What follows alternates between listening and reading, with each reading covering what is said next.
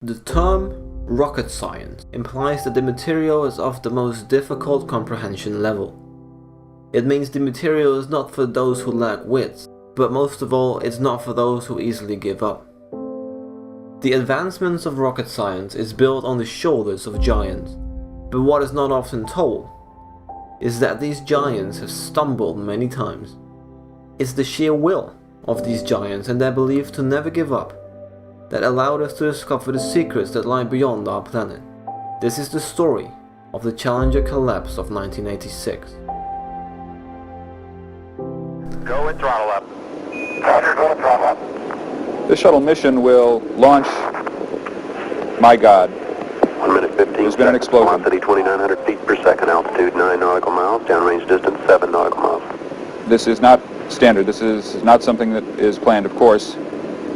I can see a solid rocket booster has broken away from Shuttle Challenger. That's what you're looking at in the middle of your screen. I cannot see the shuttle itself. I don't know if it's able to continue on one rocket booster.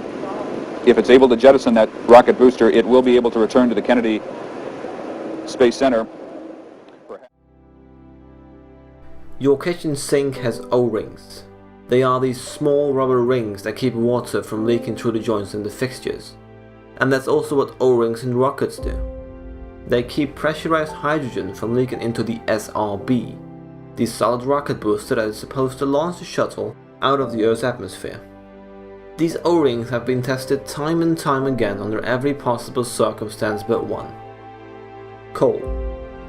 Even though some engineers did suggest testing it under different temperature conditions, it was decided that temperature would be such a negligible variable that it was not worth the time nor the effort to look into it.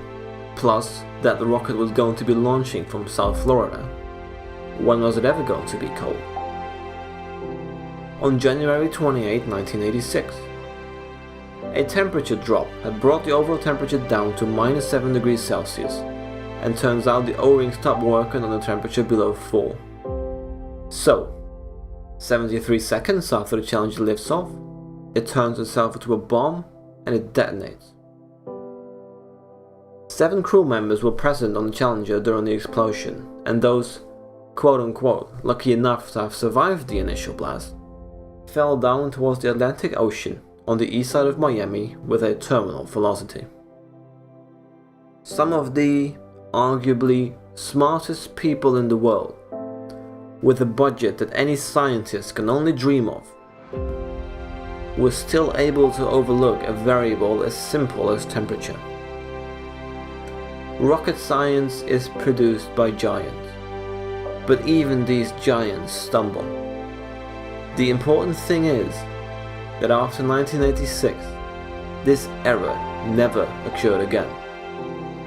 As long as we learn from our mistakes and we never give up, we can shoot for the stars better than ever before.